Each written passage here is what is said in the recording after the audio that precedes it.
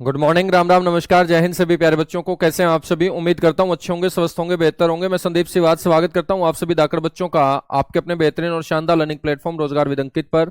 जितने भी बच्चे आज के सेशन में लाइव जुड़ते जा रहे हैं, एक बार अपना अपना हालचाल मेरे को बता दीजिएगा। ऑडियो वीडियो एकदम परफेक्ट है, क्लियर है, ओके है, सब कुछ एकदम ओके है। तो मेरे बच्चों स्टार्ट करते हैं माँ सरस्वती के आशीर्वाद से आज का अपना ये धाकड़ सेशन।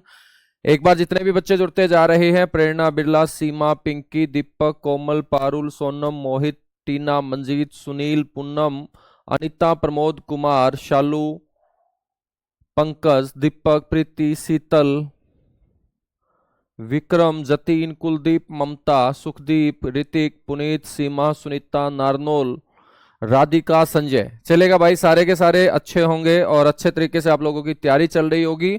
तो बच्चों, कल की क्लास में हमने अपना टॉपिक कंप्लीट कर लिया था जिसका नाम था ड्रेनेज सिस्टम ऑफ हरियाणा।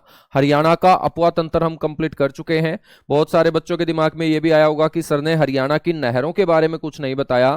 तो मेरे बच्चों, नहरों के बारे में मैं बात करूंगा जब हम कृषि और पशुपालन पढ़ेंगे। तो कृषि में ही मैं आप लोगों को सिंचाई जो व्यवस्था है अपने हरियाणा की, उस सिंचाई व्यवस्था में मेरे बच्चों मैं आपको कैनाल के बारे में बताऊंगा, हरियाणा की नहरों के बारे में बताऊंगा। ठीक है, तो आज का जो अपना टॉपिक रहने वाला है वो बड़ा प्यारा सा टॉपिक है। हरियाणा की जलवायु हम पढ़ेंगे, कैसी जलवायु है अपने हरियाणा की, उसके बारे में हम चर्चा करेंगे। तो क्लाइमेट ऑफ हरियाणा हेडिंग डाल लीजिएगा सारे के सारे बच्चे।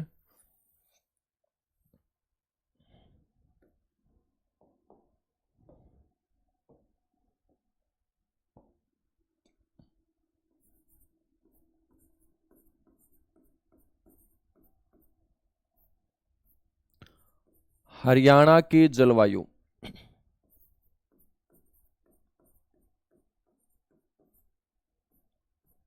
या बच्चों हम बोलेंगे इसे क्लाइमेट ऑफ हरियाणा।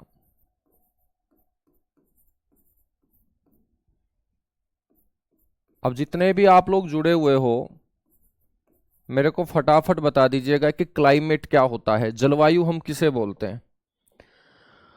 तो बहुत सारे मेरे हरियाणा के खपीटर बच्चे बोलेंगे कि जल में जब वायु मिल जाए उसी को बोल देते हैं सर जलवायु। क्या ऐसा होता है बच्चों कि जल में वायु मिल जाए उसको तुम जलवायु बोलोगे? क्या डेफिनेशन होती है जलवायु की? जल में वायु मिले उसी को जलवायु बोलोगे? नहीं, जलवायु की एक डेफिनेशन है, एक परिभाषा है बच्चों। वो क्या है कि किसी भी स्थान पर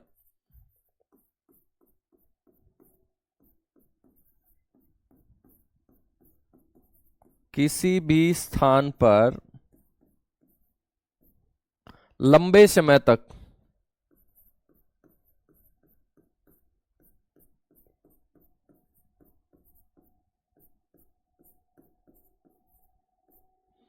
मौसम की जो स्थिति बनी रहती है,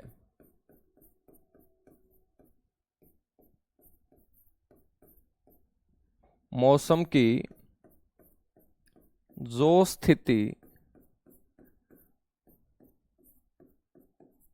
बनी रहती है,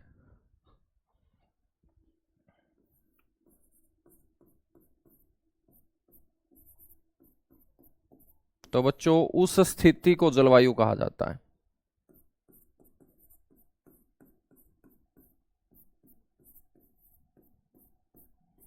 उस स्थिति को क्या कहा जाता है?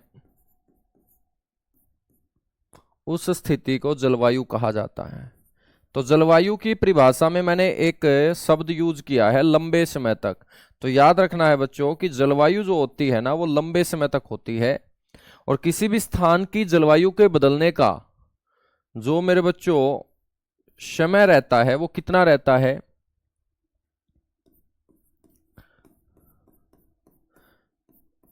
तो किसी भी स्थान की जलवायु को बदलने में कम से कम 25 से 30 साल या 30 से 35 साल लग जाते हैं। ठीक है, तो 25 से 30 साल भी बोल देते हैं और 30 से 35 साल भी बोल देते हैं।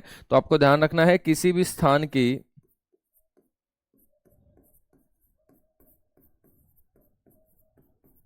जो जलवायु होती है, क्लाइमेट होता है,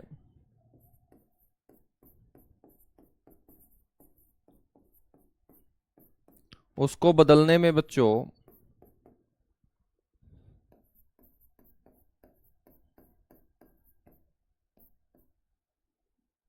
जो न्यूनतम समय चाहिए, कम से कम समय कितना लगेगा, तो आपको बोलना है 30 से 35 वर्ष लग जाते हैं। तो मतलब आप अपने गांव की जो जलवायु देखते हो, अपने हरियाणा की जो जलवायु देखते हो, ऐसा नहीं है कि आज कुछ है, कल कुछ है, परसों कुछ और होगी। तो हरियाणा की जलवायु को बदलने के लिए कम से कम बच्चों 30 से 35 साल लग जाएंगे। ठीक है, तो 30 से 35 साल लग जाएंगे। तो किसी भी स्थान की जलवायु को बदलने में न्यूनतम जो समय चाहिए वो 30 से 35 वर्ष चाहिए। अब आपके दिमाग में आएगा कि सर जलवायु यदि लंबे समय तक होती है तो कोई ना कोई तो थोड़े समय के लिए भी होता होगा, और जो थोड़े समय के लिए होता है बच्चों उसको हम बोलते हैं वेदर,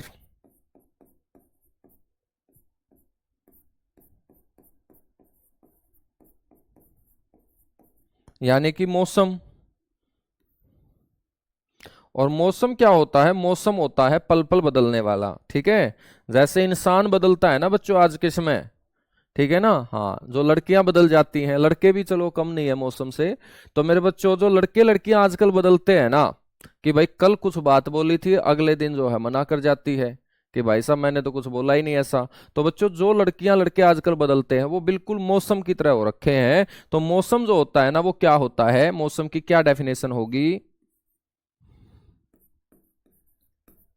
किसी भी स्थान पर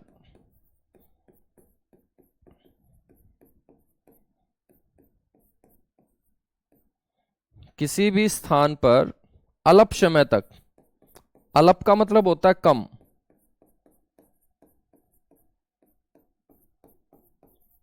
पाए जाने वाली वायुमंडलीय अवस्था, एटमॉस्फेरिक सिचुएशन, पाए जाने वाली वायुमंडलीय अवस्था,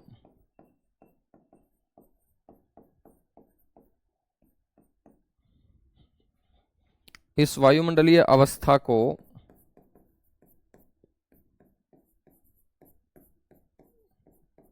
मौसम कहा जाता है बच्चों। तो मौसम जो है ना पल पल बदलता है, दिन में पता नहीं कितनी बार बदलता है। ठीक है, जलवायु पल पल नहीं बदलेगी, जलवायु जो है ना उसको बदलने में 30 से 35 साल लग जाएंगे। ठीक है, और आपने देखा होगा बच्चों कि जब भी बॉलीवुड के अंदर फिल्मों में गाने आते हैं तो जलवायु के ऊपर गाने नहीं बनते, वो गाने किसके ऊपर बनते हैं, मौसम के ऊपर। ठीक है, कि आपने गाना सुना होगा, क्या मौसम आया है, सुना है तुमने गाना, मौसम के ऊपर एक दो गाने बताओ तुम। लड़कियां जो है गाने ज्यादा सुनती हैं, एक बार फटाफट बताओ लड़कियों, मौसम के ऊपर एक दो गाना बताओ। एक मैंने बता दिया कि क्या मौसम आया है, यार बदलना जाना मौसम की तरह। ठीक है, हाँ, तुम यार बदलना जाना मौसम की तरह, लेकिन यार तो बदलेगा भाई। ठीक है, यार को तो बदलेगा क्योंकि यार की फितरत मौसम की तरह हो रखी है। तो बच्चों उसको हम बोलते हैं वेदर, मौसम। हम बात करें तो भारत के अंदर जो ये मौसम संबंधी सेवाएं शुरू हुई थी ना, वो 1875 में शुरू हुई थी।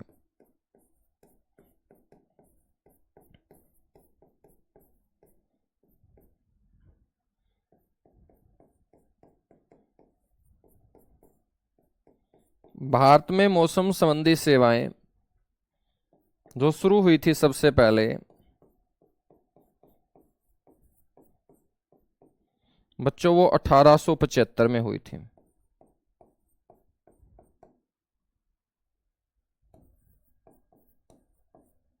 ठीक है, भारत के अंदर मौसम की जानकारी देने के लिए अंग्रेजों ने सबसे पहले जो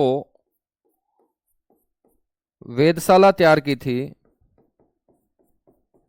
भारत में पहली जो मौसम वेधशाला तैयार की गई थी, जहां से भारत के अंदर मौसम की जानकारी हमें मिलना स्टार्ट हुई, तो बच्चों वो पहली मौसम वेधशाला शिमला के अंदर स्थापित की गई थी।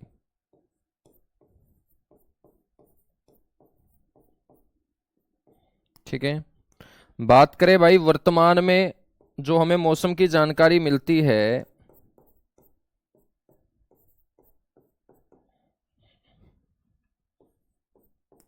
वो मौसम वेधशाला भारत के अंदर कहां पर तैयार की गई है, तो मेरे बच्चों वर्तमान में जो मौसम वेधशाला है वो पुणे के अंदर है। कहाँ है, पुणे। और पुणे तो आप सभी जानते होंगे ना कहाँ है गुरुजी, महाराष्ट्र के अंदर है पुणे।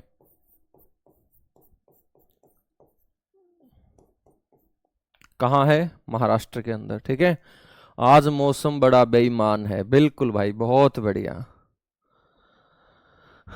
मौसम की तरह तुम बदल ना जाओगे, बिल्कुल, ये भी बिल्कुल अच्छा गाना है।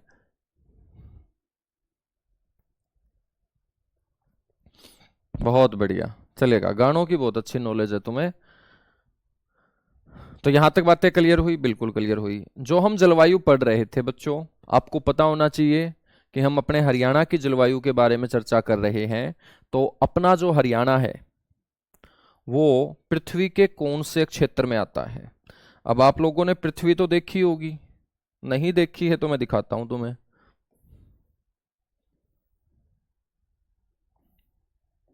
मान के चलेगा बच्चों, ये क्या है? अर्थ है। और यदि ये अर्थ है तो आपको पता होगा कि ऊपर की तरफ 23.5 डिग्री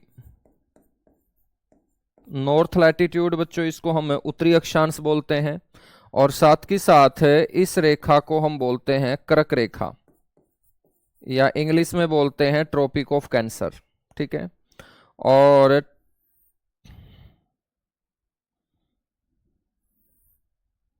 ठीक नीचे बच्चों 23.5 डिग्री साउथ लैटिट्यूड, इसको बोलते हैं मकर रेखा। और इसके बीचों बीच गुजरती है कौन सी रेखा? भूमध्य रेखा।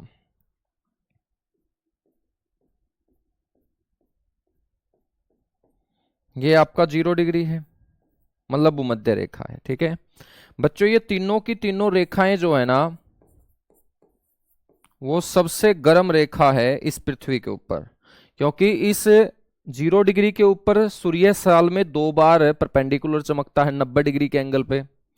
बच्चों कर्क रेखा के ऊपर साल में 1 बार, जो 21 जून का दिन होता है। मकर रेखा के ऊपर साल में 1 बार, जो मेरे बच्चों आपका 22 दिसंबर का दिन होता है। 21 जून कर्क रेखा का, 22 दिसंबर मेरे बच्चों मकर रेखा का, ये आपको पता होगा, बिल्कुल पता है। और साल में 2 दिन ऐसे होते हैं, साल में 2 दिन ऐसे होते हैं जहां पर मेरे बच्चों इस 0 डिग्री भूमध्य रेखा के ऊपर सूर्य जो है वो परपेंडिकुलर चमकता है। और साल में वो 2 दिन होते हैं, दिन और रात, जहां बराबर पाए जाते हैं। ठीक है।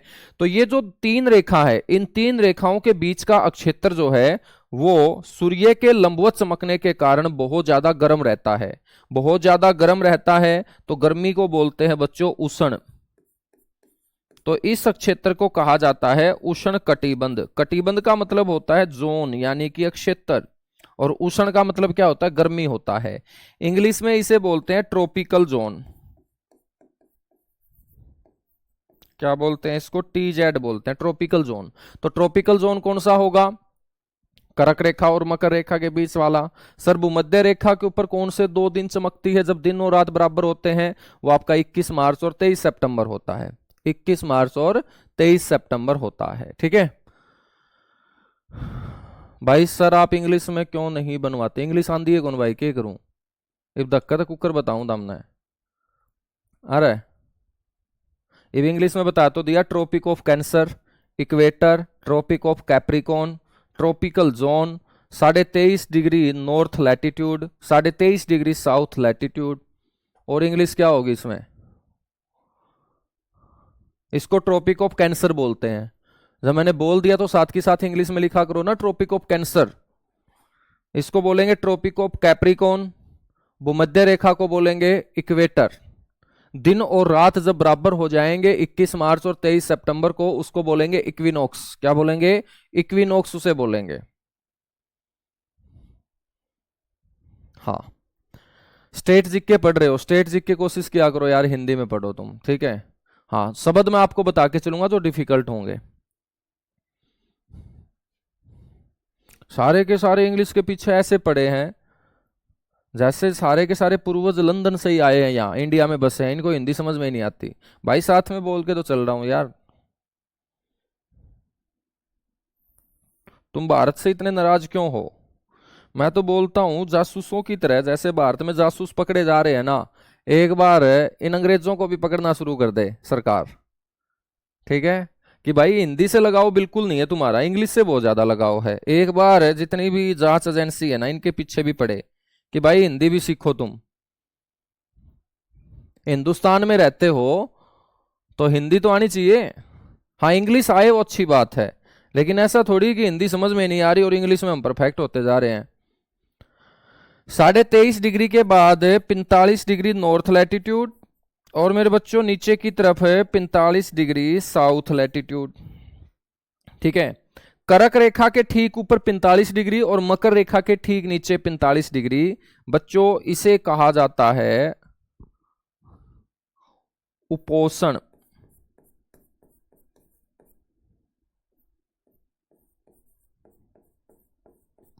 इसको कहा जाता है उपोषण कटिबंध, और इंग्लिश में बोलेंगे सब ट्रॉपिकल।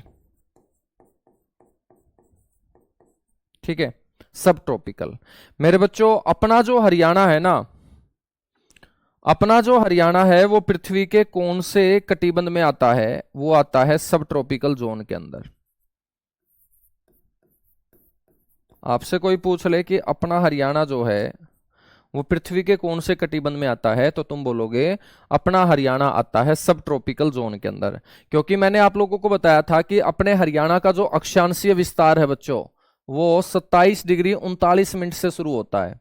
27 डिग्री 39 मिनट का मतलब कर्क रेखा के ऊपर शुरू होगा, और कर्क रेखा के ऊपर वाला जो क्षेत्र होगा उसे बोलेंगे उपोषण कटिबंध। क्या बोलेंगे? उपोषण कटिबंध बोलेंगे।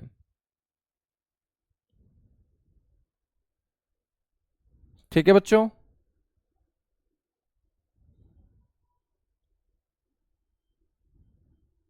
अच्छा इंग्लिश की क्लास में बोलते हैं, हिंदी में बताओ चलो बहुत बढ़िया भाई। चलो कोई ना, तुम बुरा मत मान जाना, इंग्लिश वाले जितने भी हैं। ठीक है, तो इसको क्या बोलेंगे? सब ट्रॉपिकल बोलेंगे बच्चों, उपोषण कटिबंध। तो आपसे कोई पूछ लेना कि अपना हरियाणा पृथ्वी के कौन से कटिबंध में आता है, तो आपको पता होना चाहिए हरियाणा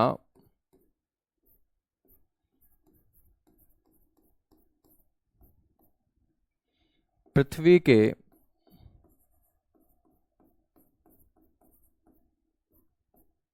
उपोषण कटिबंध क्षेत्र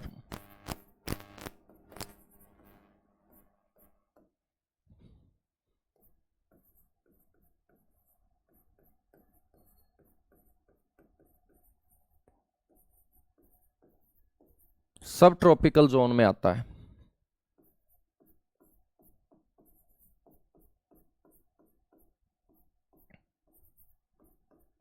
और उपोषण का मतलब क्या होगा?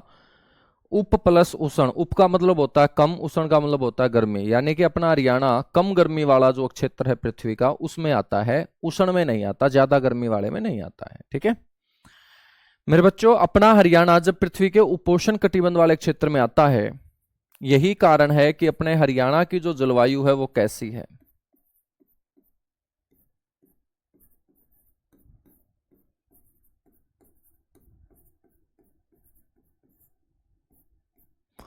हरियाणा की जो जलवायु है बच्चों, ये आपको ध्यान रखना है,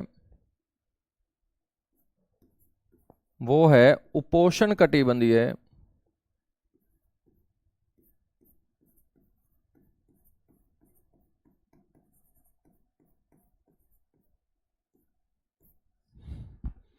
शुष्क महाद्वीपीय।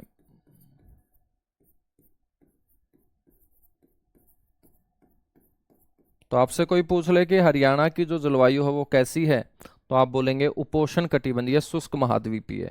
गुरुजी इस आफत ने इंग्लिश में के कवांगे? ले भाई बच्चों, इंग्लिश में भी सुन लो तुम। ठीक है, इंग्लिश में इसको बोलेंगे सब ट्रॉपिकल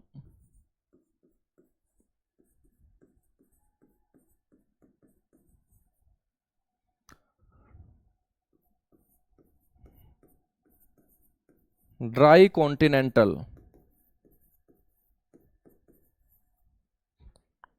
क्लाइमेट। ठीक है बच्चों, तो हरियाणा की जो जलवायु है वो कैसी है? उपोषण कटिबंधीय शुष्क महाद्वीपीय है। अब आपसे क्वेश्चन पूछेगा कि उपोषण कटिबंधीय तो इसलिए है क्योंकि हम सब ट्रॉपिकल जोन में आते हैं, शुष्क का मतलब मेरे बच्चों, शुष्क का मतलब है कि अपने भारत देश के अंदर हरियाणा जो राज्य है ना, वो ज्यादा वर्षा वाले राज्यों में शामिल नहीं है, कम वर्षा वाले राज्यों के अंदर क्या है, शामिल है। और कम वर्षा होने के चलते यहाँ की जो जलवायु है वो कैसी हो जाएगी, ड्राई हो जाएगी, शुष्क हो जाएगी। महाद्वीपीय शब्द हमने क्यों जोड़ा है, क्योंकि अपने हरियाणा के आसपास कोई सागर खाड़ी नहीं है। अपना हरियाणा जो है बच्चों वो समुद्र से क्या है, दूर है। और समुद्र से दूर होने के चलते हम बोल सकते हैं कि हरियाणा की जो जलवायु है वो उपोष्ण कटिबंधीय शुष्क महाद्वीपीय प्रकार की है। तो आपसे कोई पूछ ले कि बताइएगा भाई इस प्रकार की जो जलवायु है ना हरियाणा की वो क्यों है, तो आपको बोलना है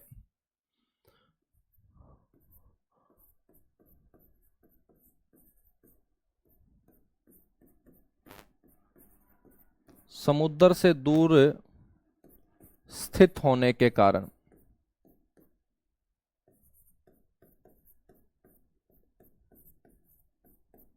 ठीक है बच्चों, तो समुद्र से दूर स्थित होने के कारण हमारी जो जलवायु है वो कैसी हो जाएगी, उपोष्ण कटिबंधीय शुष्क महाद्वीपीय हो जाएगी। यहां तक बातें क्लियर हुई? ठीक है। अब महाद्वीपीय है, महाद्वीपीय प्रकार की जलवायु होने के चलते आपको ध्यान रखना है कि अपने हरियाणा के अंदर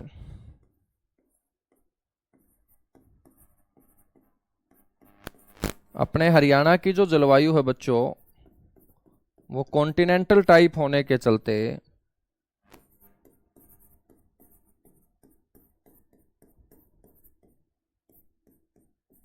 महाद्वीपीय होने के कारण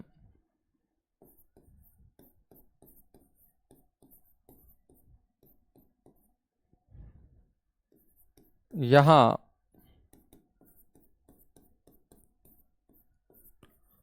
वर्षा क्या होती है बच्चों, कम होती है।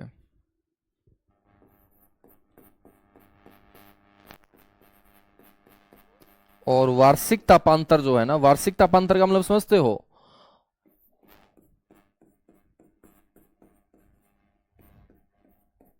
साल में बच्चों टेम्परेचर के अंदर जो अंतर है, वार्षिक तापांतर जो होगा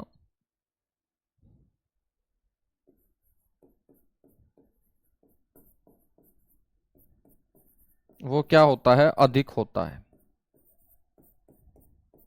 बड़ा इंपॉर्टेंट क्वेश्चन है, जिस दिन ये पेपर में पूछा जाएगा बहुत सारे बच्चे आंसर नहीं दे पाएंगे, तो आपसे पूछा जाएगा कि बताइएगा भाई हरियाणा के अंदर वर्षा कम होती है और वार्षिक तापांतर ज्यादा पाया जाता है, इसके पीछे कारण क्या होगा। तो कारण याद रख लेना कि जलवायु हमारी किस टाइप की है, कॉन्टिनेंटल टाइप की है मेरे बच्चों, ठीक है ना, महाद्वीपीय प्रकार की जलवायु होने के चलते ये आपको ध्यान रखना है, यहाँ वर्षा क्या होती है, कम होती है, और वार्षिक तापांतर जो होता है ना वो क्या होता है, ज्यादा होता है। ठीक है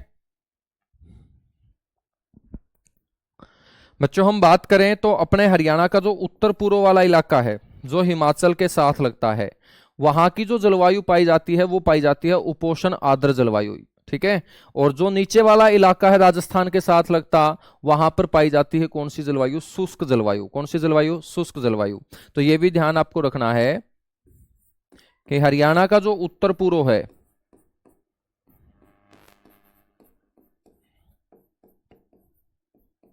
हरियाणा का उत्तर पूर्व क्षेत्र या हिमाचल के साथ लगता क्षेत्र,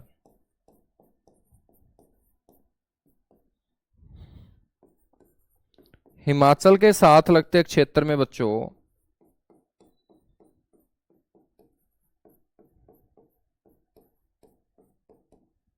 कैसी जलवायु पाई जाती है,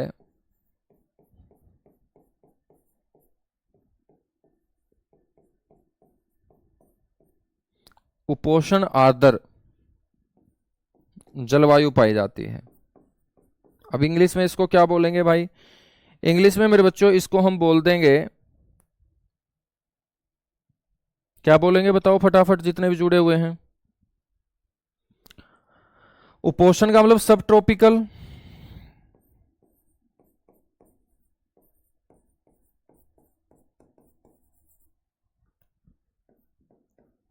और आर्द्र को बोलेंगे ह्यूमिड। आर्द्रता को ह्यूमिडिटी कहा जाता है। ठीक है, तो आर्द्र को बोलेंगे ह्यूमिड। तो सब ट्रॉपिकल ह्यूमिड क्लाइमेट अब तो थोड़े थोड़े तुम खुश हुए होगे ना इंग्लिश वाले, ऐसे ऐसे शब्द मैं तुम्हें बताने लगा हूं। उपोष्ण आर्द्र जलवायु मेरे बच्चों क्या है, पाई जाती है। लेकिन आपसे क्वेश्चन पूछे कि राजस्थान के साथ लगते हरियाणा में, यानी कि दक्षिण वाला जो इलाका है, तो बच्चों राजस्थान के साथ लगते क्षेत्रों में कैसी क्लाइमेट पाई जाती है, ड्राई क्लाइमेट, यानी कि शुष्क जलवायु। वहां पर बारिश बहुत कम होती है। हरियाणा का जो दक्षिण वाला इलाका है वहीं पर सबसे कम बारिश आपको देखने को मिलेगी। यहां तक बातें क्लियर हुई? कौन ऐसा बच्चा है जिसको ये लगता है, क्योंकि रात को जो कमेंट वाला आपका बच्चों टेलीग्राम पे है उसमें मैं देखता रहता हूँ, बहुत सारे बच्चों का एक ही आता है, सर जी आराम से पढ़ा रहे हो, आराम से पढ़ा रहे हो, सिलेबस हो जाएगा या नहीं हो जाएगा। चलिएगा, दिखता नहीं है ना क्या, रुको एक मिनट में ब्राइटनेस कम कर देता हूँ।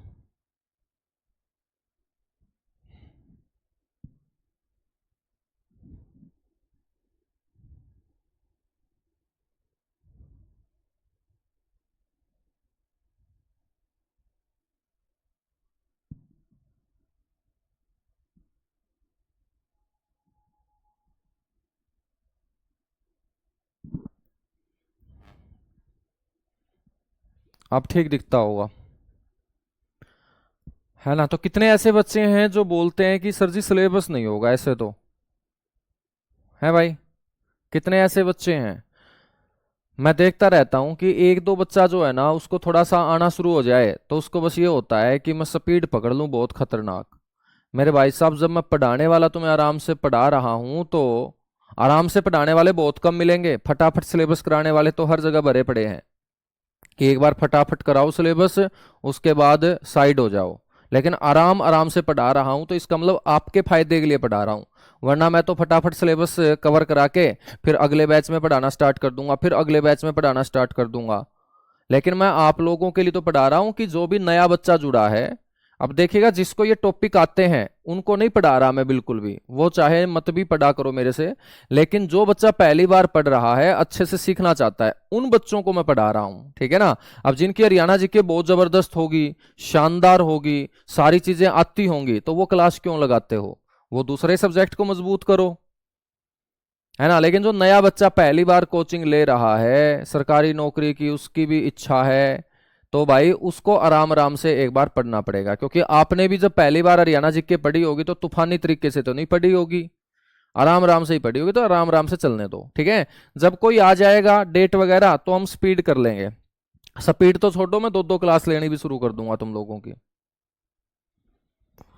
तो कोई भी क्वेश्चन बचना नहीं चाहिए, क्योंकि किस्मत यहां मौके बार बार नहीं देगी, ठीक है? तो किस्मत मौके बार बार नहीं देगी बच्चों, ये ध्यान रख लेना। ना सरकार देगी ना किस्मत देगी, तो किस्मत है आप लोगों की, आपको ये एक और मौका मिल रहा है सीईटी के अंदर। अगला सीईटी होगा इतने तो तुम बूढ़े हो लोगे मेरे बच्चों, तो इसलिए जो अब की बार सीईटी है ना, इसमें कोई कोताही नहीं बरतनी है, नए नए क्वेश्चन आप लोगों को कवर कराऊंगा ताकि एक भी क्वेश्चन आपका बाहर ना जाए। हम बात करते हैं आगे कि कोई भी जो क्षेत्र होता है और उस क्षेत्र की जो जलवायु होती है, उस जलवायु को प्रभावित करने वाले कौन से कारक होते हैं?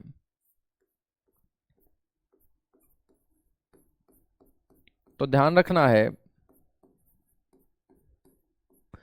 किसी भी स्थान की जलवायु को प्रभावित करने वाले कौन से कारक होते हैं?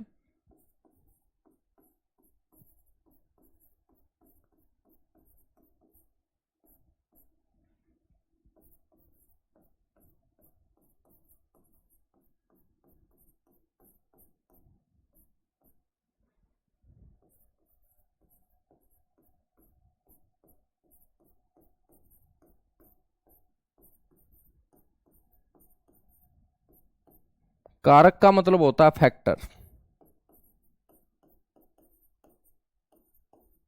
ठीक है? तो कौन कौन से वो फैक्टर हैं जो किसी भी स्थान की जलवायु को क्या करते हैं बच्चों, प्रभावित करते हैं?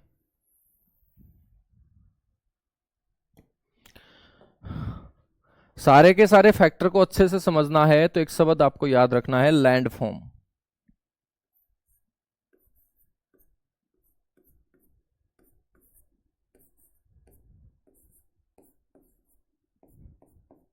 ठीक है। लैंड फॉर्म में मेरे बच्चों लै से बनेगा या एल से बनेगा लैटिट्यूड। लैटिट्यूड का मतलब होता है अक्षांश। ए से बनेगा एल्टीट्यूड, एटीट्यूड नहीं एल्टीट्यूड, इसका मतलब होता है ऊंचाई। एन से बनेगा बच्चों नियरनेस फ्रॉम सी,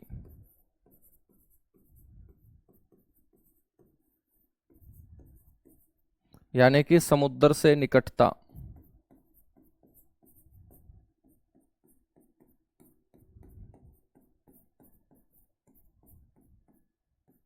ठीक है।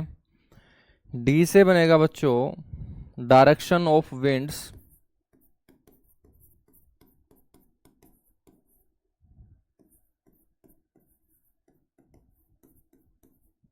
यानी कि पवनों की दिशा।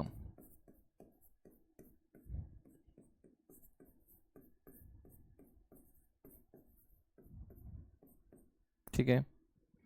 एफ से बनेगा फॉरेस्ट, यानी कि वन। ओ से बनेगा बच्चों ओशियानिक करंट,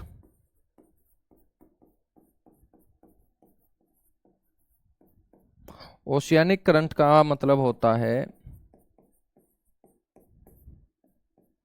समुद्री जलधाराएं। ठीक है। आर से बनेगा बच्चों रेनफॉल, यानी कि वर्षा। और एम से बनेगा माउंटेन, यानी कि पर्वत। तो किसी भी स्थान की जो जलवायु किसी भी प्रकार की मिलेगी तो उसको प्रभावित करने वाले कुछ फैक्टर होते हैं बच्चों, ठीक है ना, कारक होते हैं। और वो कारक कौन से होंगे? वो कारक होंगे ये, ठीक है। तो किसी भी स्थान कौन से अक्षांशों में है ये उसकी जलवायु को डिपेंड करेगा। ऊंचाई पे कितना है बच्चों ये भी उस स्थान की जलवायु को प्रभावित करेगा। समुद्र के कोई नजदीक है तो वहां की जलवायु कुछ और मिलेगी, समुद्र से दूर है तो वहां की जलवायु कुछ और मिलेगी। डायरेक्शन ऑफ विंड्स, पवनों की दिशा भी मैटर करेगी। जहां पेड़ पौधे ज्यादा है वहां की जलवायु अलग है, जहां पेड़ पौधे बिल्कुल भी नहीं है वहां की जलवायु अलग है। समुद्री जलधाराएं, भूमध्य रेखा के आसपास का जो जल होगा वो गर्म होगा बच्चों, ध्रुवों के आसपास का जो जल होगा वो ठंडा होगा। रेनफॉल, जहां वर्षा ज्यादा होगी वहां की जलवायु कुछ और मिलेगी, जहां वर्षा बहुत कम होती है वहां की जलवायु कुछ और मिलेगी। जो ऊंचा क्षेत्र होगा, जहां पर्वत ही पर्वत होंगे वहां की जलवायु कुछ और होगी, जहां पर्वत बिल्कुल भी नहीं होंगे वहां की जलवायु कुछ और होगी। अब शिमला तुम्हें अच्छा लगता है क्योंकि वो हाइट के ऊपर है, पर्वतक क्षेत्र है वहां, तो बच्चों वहां की जलवायु क्या है, यहाँ की तुलना में ठंडी है। यानी कि एक तो तुम हिसार में बच्चों देखो गर्मी का सिलसिला, एक तुम शिमला जाओगे तो शिमला जाके तुम्हें मजा आएगा, आनंद आएगा, क्योंकि जितना हम हाइट पे चलेंगे 165 मीटर ऊंचाई पे जाते हुए टेम्परेचर जो है वो 1 डिग्री सेल्सियस क्या हो जाता है, कम हो जाता है। ठीक है। तो ये कुछ फैक्टर होते हैं। अब हम बात करेंगे कि इन फैक्टर में से अपने हरियाणा की जलवायु को कौन कौन से फैक्टर जो है बच्चों वो प्रभावित करते हैं, कौन कौन से फैक्टर जो हैं वो प्रभावित करते हैं। ठीक है। तो आपको ध्यान रखना है यहां हरियाणा की जलवायु को प्रभावित करने वाले कारक कौन से हैं।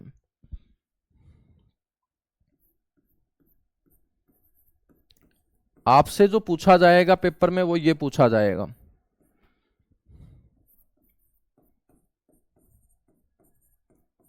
हरियाणा की जलवायु को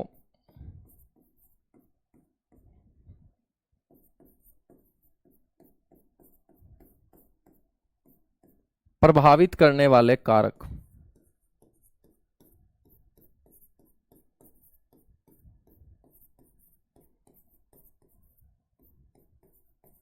कौन कौन से फैक्टर हैं जो हरियाणा की जलवायु को बच्चों प्रभावित करते हैं।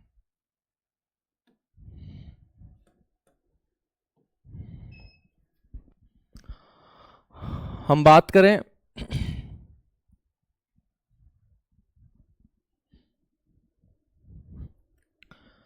कि सबसे पहले है अक्षांशीय स्थिति।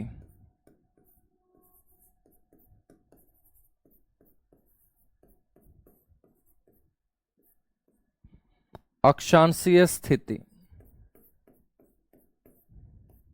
ठीक है। लैटिट्यूडिनल लोकेशन इसे बोलेंगे अक्षांशीय स्थिति। और अक्षांशीय जो स्थिति है अपने हरियाणा की वो क्या है? अक्षांशीय स्थिति है अपने हरियाणा की 27 डिग्री 39 मिनट से लेके 30 डिग्री 35 मिनट नॉर्थ लैटिट्यूड, उत्तरी अक्षांश, ठीक है।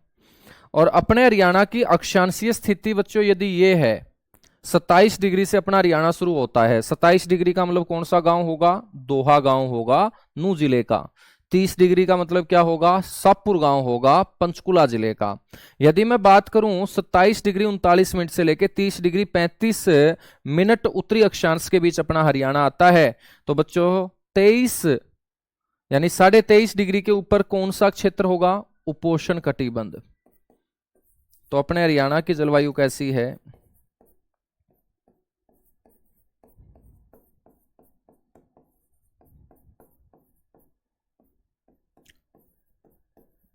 उपोष्ण कटिबंधीय जलवायु है।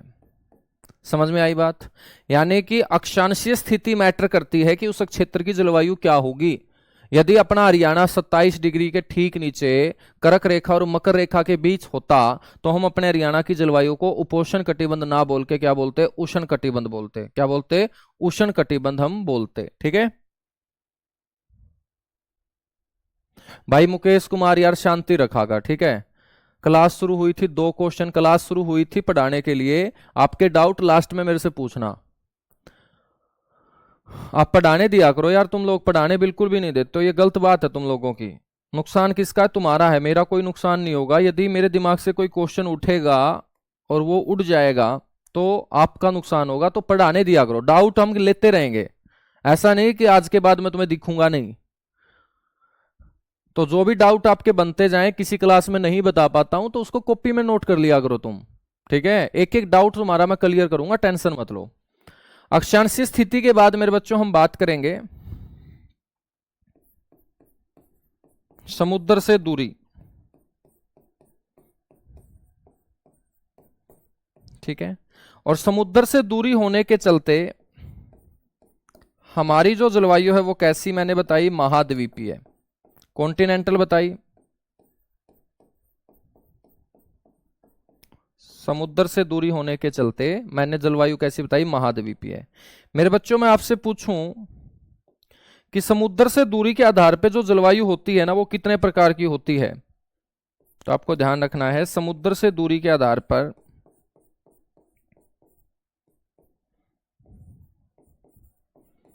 जलवायु 2 प्रकार की होती है।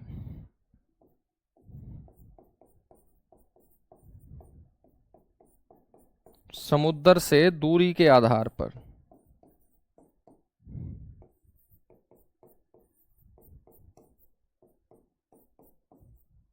ठीक है। तो समुद्र से दूरी के आधार पर जलवायु कितने टाइप की होगी? 2 प्रकार की होगी। ये 2 टाइप कौन से होंगे? एक प्रकार को हम बोलेंगे बच्चे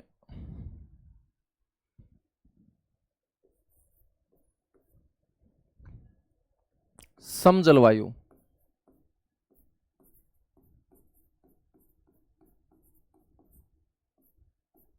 और सम जलवायु को बोलेंगे इंग्लिश में होमोजीनियस,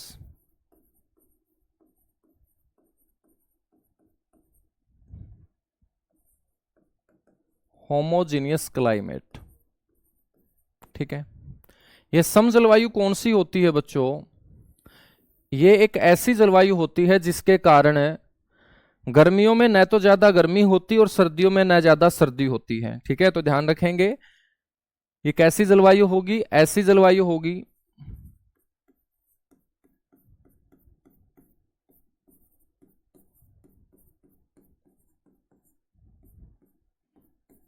जिसके कारण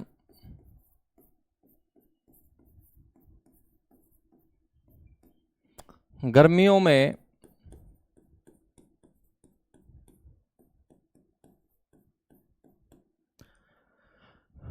न अधिक गर्मी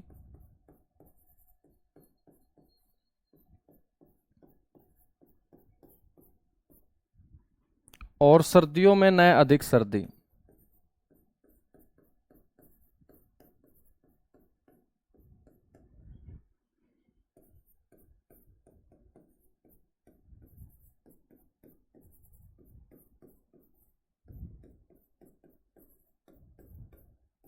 ठीक है, ऐसी जलवायु को हम क्या बोलते हैं? सम जलवायु बोलते हैं। मेरे बच्चों, ऐसी जलवायु कहाँ पाई जाती है? जो बिल्कुल समुद्र के पास वाले क्षेत्र हैं।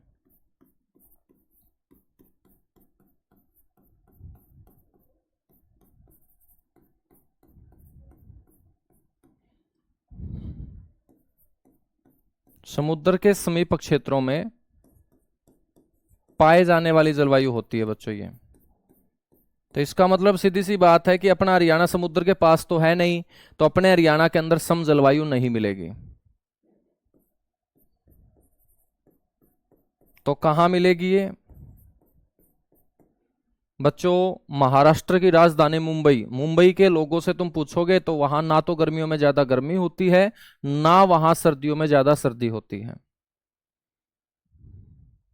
ठीक है, तो गर्मियों में ना ज्यादा गर्मी होती है और सर्दियों में ना ज्यादा सर्दी होती है। मुंबई में यदि आपका कोई रिश्तेदार रहता है, उससे आप पूछोगे तो मुंबई की जो जलवायु होगी वो क्या होगी? सम जलवायु होगी, क्योंकि वो समुद्र के बिल्कुल साथ लगता क्षेत्र है।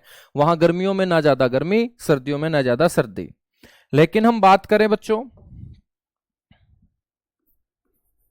कि सम के बाद जो दूसरा टाइप होगा समुद्र से निकटता के आधार पे, उसे हम बोलेंगे विषम जलवायु।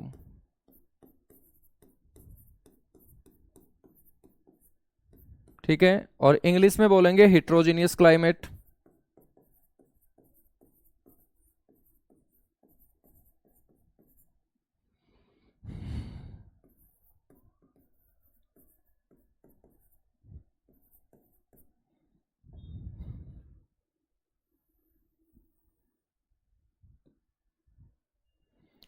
हेट्रोजीनियस क्लाइमेट क्या होगा बच्चों? ये एक ऐसी जलवायु होगी जिसके कारण गर्मियों में बहुत खतरनाक गर्मी जैसे अपने हरियाणा में पड़ रही है, ये एक ऐसी जलवायु होती है बच्चों जिसके कारण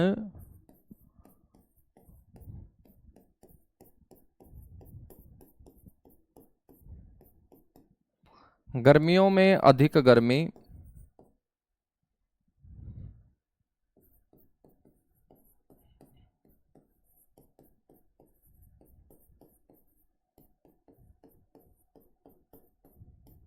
और बच्चों सर्दियों में बहुत अधिक सर्दी।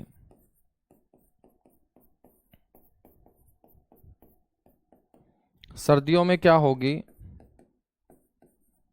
कड़ाके की ठंड होगी बच्चों।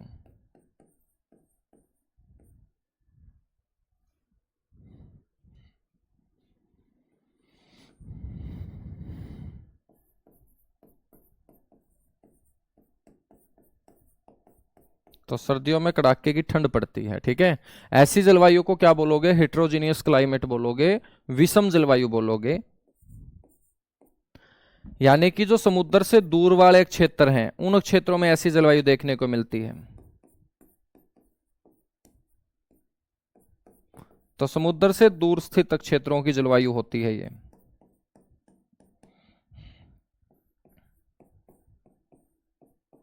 ठीक है, यदि हम उदाहरण की बात करें कि भाई ये क्षेत्र कौन से हैं, तो इनमें एक तो अपने हरियाणा का ही नाम ले लेना। तुम हरियाणा में देखोगे गर्मियों में बहुत खतरनाक गर्मी पड़ती है और सर्दियों में मेरे बच्चों दो दो रजाई ओढ़ के सोना पड़ता है। ठीक है, तो अपना हरियाणा क्योंकि ये समुद्र से दूर है।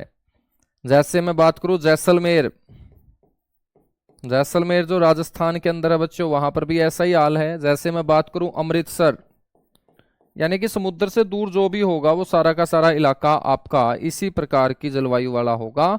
तो आपसे क्वेश्चन पूछ ले कि समुद्र से दूरी के आधार पर हरियाणा में किस प्रकार की जलवायु पाई जाती है, तो आपको उपोष्ण कटिबंधीय नहीं बोलना है। समुद्र से दूरी के आधार पर जलवायु जो दो टाइप की होती है उसमें विषम जलवायु जो है वो अपने हरियाणा की होगी। ठीक है, याद रखोगे? बताएगा एक बार फटाफट सारे के सारे बच्चे।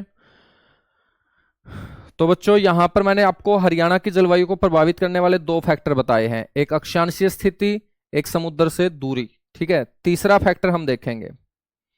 तीसरा फैक्टर कौन सा होगा?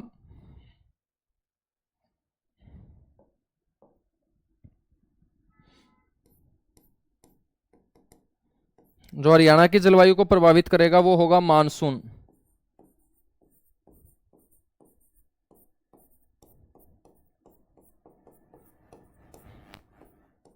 ठीक है बच्चों, मानसून। और अपने हरियाणा में जो सबसे ज्यादा वर्षा करता है वो कौन सा मानसून करता है? अपने हरियाणा में सबसे ज्यादा जो मानसून करेगा मेरे बच्चों, वो गर्मियों का मानसून करेगा।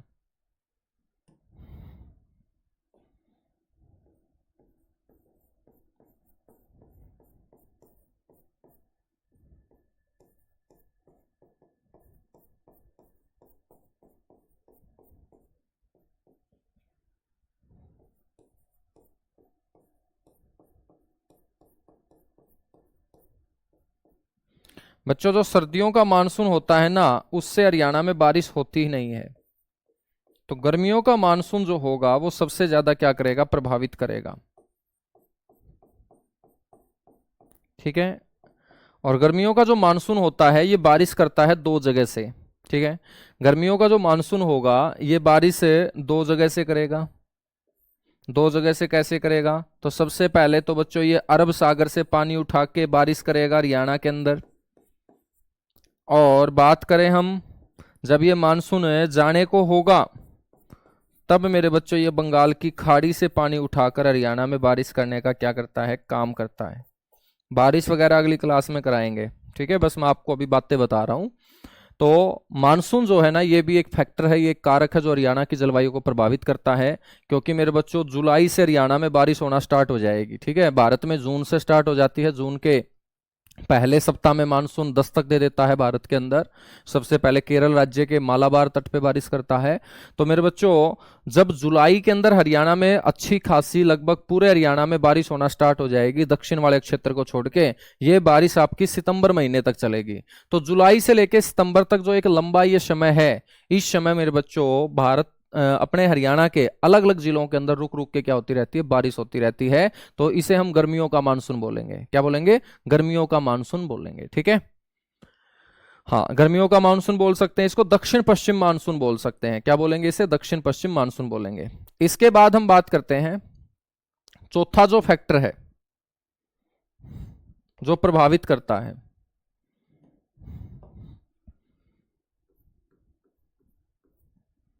चौथा जो फैक्टर है बच्चों, उसका नाम है आपका उत्तर पश्चिमी विक्षोभ।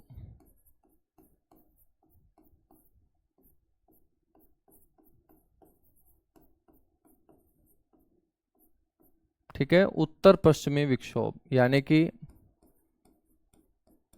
North western disturbance.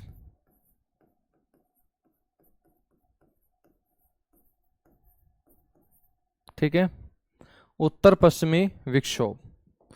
मेरे बच्चों हम बात करेंगे, ये आता है फारस की खाड़ी से। ठीक है, जिसको आप पर्सिया की खाड़ी भी बोल देते हो, ईरान की खाड़ी भी बोल देते हो।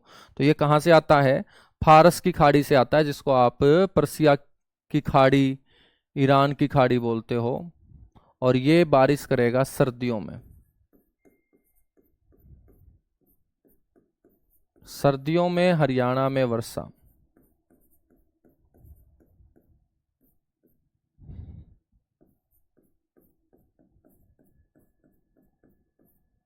सर्दियों में हरियाणा में वर्षा बच्चों कौन करेगा? वेस्टर्न डिस्टरबेंस करेगा, या इसको नॉर्थ वेस्टर्न डिस्टरबेंस, उत्तर पश्चिमी विक्षोभ बोल देंगे। ठीक है, यहां तक बातें क्लियर हुई? सारे के सारे बच्चे बताएंगे। देखिएगा, इस तरीके से आपको हरियाणा की जलवायु किसी ने नहीं पढ़ाई होगी, चाहे आप कहीं पर ऑफलाइन पढ़े हो, कहीं पे ऑनलाइन पढ़े हो, यूट्यूब के ऊपर तुम खंगाल मारना हरियाणा की जलवायु। यदि आपको ये चीजें कोई बता रहा हो, नहीं बता रहा होगा, और यहां से पेपर में क्वेश्चन पूछा गया है, जब पेपर में क्वेश्चन पूछा जाता है तो बच्चे को समझ में नहीं आता कि वो पूछा कहां से गया है। क्योंकि क्वेश्चन ऐसे पूछा जाएगा कि बताइएगा भाई, हरियाणा की जलवायु महाद्वीपीय जलवायु है, इसके पीछे कारण क्या है? तो कारण आप क्या बोलोगे? समुद्र से दूरी। एक एक क्वेश्चन और उसका आंसर साथ के साथ लिखवा के चल रहा हूं। आपसे पूछा जाएगा कि हरियाणा की जलवायु उपोष्ण कटिबंधीय है, इसके पीछे कारण क्या है? तुम बोलोगे अक्षांशीय स्थिति 27 डिग्री 39 मिनट से लेकर 30 डिग्री 35 मिनट के बीच है। ठीक है, इसलिए मेरे बच्चों जलवायु जो होगी ना वो कैसी होगी? उपोष्ण कटिबंधीय होगी। ठीक है, उपोष्ण कटिबंधीय होगी। महाद्वीपीय जलवायु क्या है? समुद्र से दूरी है, सीधी सी बात है। समुद्र के नजदीक होता तो महासागरीय जलवायु हो जाती, समुद्र से दूर है तो महाद्वीपीय है। और समुद्र से दूरी के आधार पे जलवायु जो होती है ना, वो कितने टाइप की होगी? 2 टाइप की। और हमारा हरियाणा समुद्र से बहुत दूर है, तो हरियाणा में सम जलवायु पाई जाती है, विषम जलवायु? तुम बोलोगे विषम जलवायु। अपने हरियाणा की जलवायु को प्रभावित करने वाले फैक्टर कौन से हैं, कारक कौन से हैं? अक्षांशीय स्थिति है मेरे बच्चों, समुद्र से दूरी है, मानसून है, और आपका याद रखेंगे उत्तर पश्चिमी विक्षोभ, ये आपको नजर आएगा। ठीक है गुरुजी, हरियाणा की नहर कब कराओगे? भाई नहर भी कराऊंगा, टेंशन ले ले, सारी चीजें कराऊंगा। थोड़ी सी शांति रखो, तुम सारी चीजें करवाऊंगा यार। अब ये सम विषम क्या तुमने बोला था करवा दो? मैंने ही करवाया होगा ना ये भी।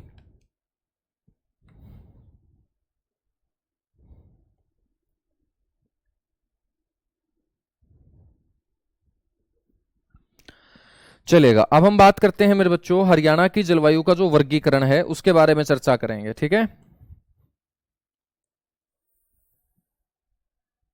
हेडिंग डालिएगा हरियाणा की जलवायु का वर्गीकरण।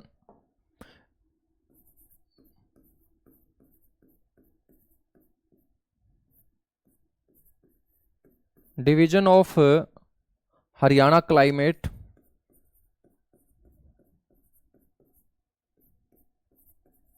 वर्गीकरण, इंग्लिश में लिख लो भाई, division of Haryana climate.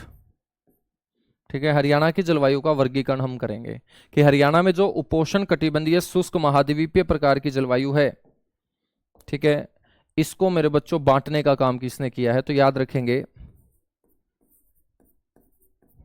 Germany के जलवायु वैज्ञानिक। कौन से देश का रहने वाला है? जर्मनी का। तो जर्मनी के जलवायु वैज्ञानिक हैं व्लादिमीर कोपेन।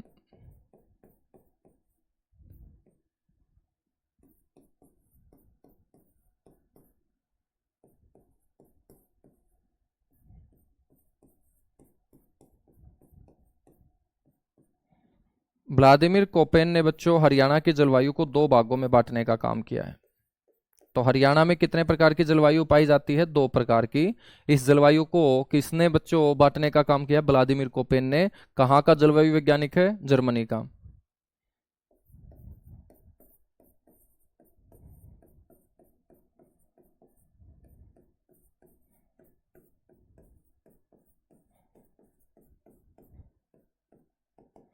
मुख्यतः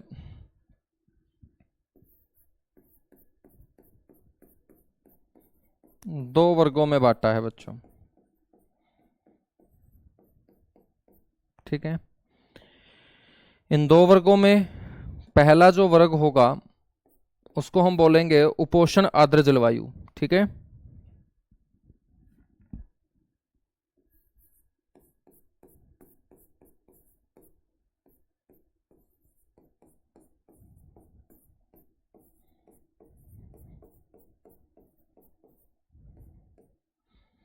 उपोष्ण आर्द्र जलवायु जिसको हम बोलेंगे मेरे बच्चों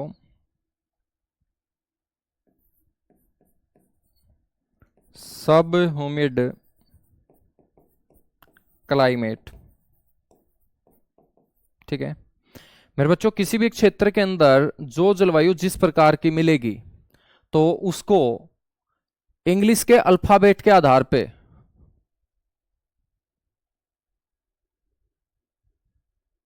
ठीक है, इंग्लिश के अल्फाबेट के आधार पे मेरे बच्चों इस व्लादिमीर कोपेन ने क्या है टाइप दिया। और ये जो आपकी उपोष्ण आर्द्र जलवायु है ना, इसको हम बोलते हैं CAW। क्या बोलेंगे? CAW, ध्यान रखेंगे। तो हरियाणा में किस प्रकार की जलवायु है? ये का, इसको का बोलेंगे, CAW। ठीक है ना, तो इंग्लिश के अल्फाबेट के आधार पे जलवायु के शॉर्ट फॉर्म बना दी। जैसे उपोष्ण आर्द्र जलवायु को व्लादिमीर कोपेन ने क्या बोल दिया? का बोल दिया, CAW बोल दिया। क्या बोल दिया? CAW। अब मैंने आपको बताया कि ये उपोष्ण आर्द्र जलवायु कौन सी होगी? उपोषण आर्द्र जलवायु कौन सी होगी? उपोषण का मतलब है बच्चों अपना हरियाणा जो उपोषण कटिबंध में आता है।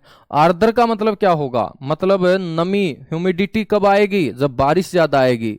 और बारिश हरियाणा में सबसे ज्यादा कहाँ होती है? शिवालिक क्षेत्र में।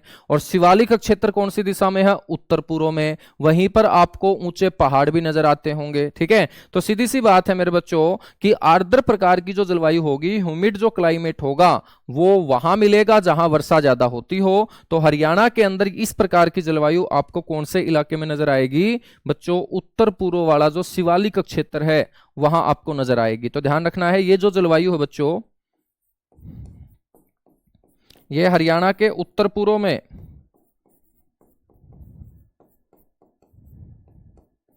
ये हरियाणा के उत्तर पूर्व में जो शिवालिक क्षेत्र है, उस शिवालिक श्रेणी के ठीक नीचे, और नीचे वाली दिशा कौन सी होगी? दक्षिण होगी। और दक्षिण के अंदर मेरे बच्चों 72 किलोमीटर चौड़ी पट्टी होगी।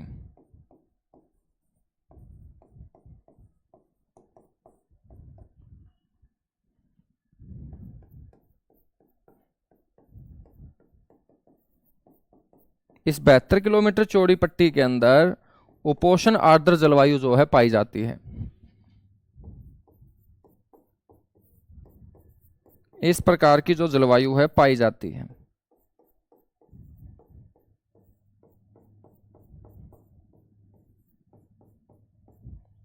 बात समझ में आई या नहीं आई?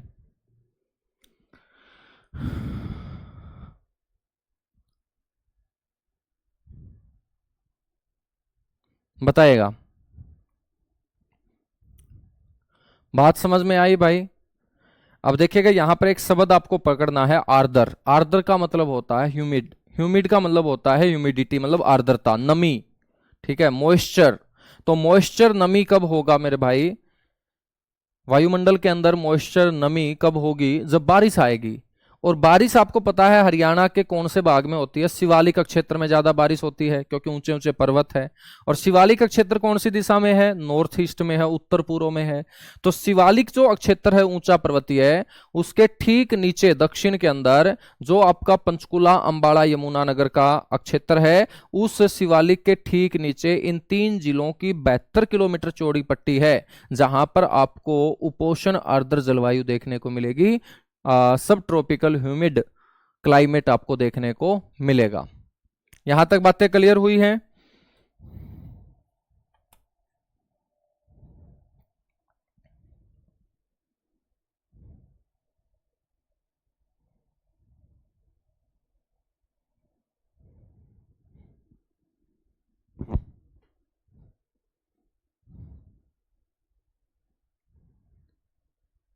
चलेगा।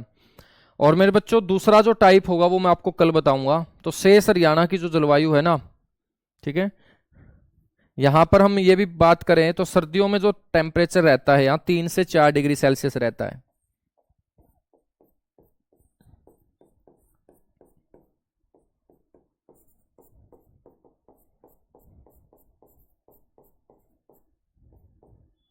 सर्दियों में जो तापमान है वो 3 से 4 डिग्री सेल्सियस। ठीक है, तो आज के लिए इतना सही करेंगे बच्चों, बाकी हम करेंगे कल की क्लास में। और कल अपना ये टॉपिक जो है वो कंप्लीट कर लेंगे। ठीक है, हाँ, तो बड़ा शानदार टॉपिक है और एक बार आपको पढ़ना है, एक बार पढ़ोगे उसके बाद आपको कहीं से दोबारा पढ़ने की जरूरत ही नहीं पड़ेगी। सर जी मैं दोहा गांव से हूँ, बहुत अच्छी बात है भाई। दोहा गांव सबसे लास्ट गांव है पैरों वाली दिशा में, यानी कि दक्षिण दिशा के अंदर। ठीक है।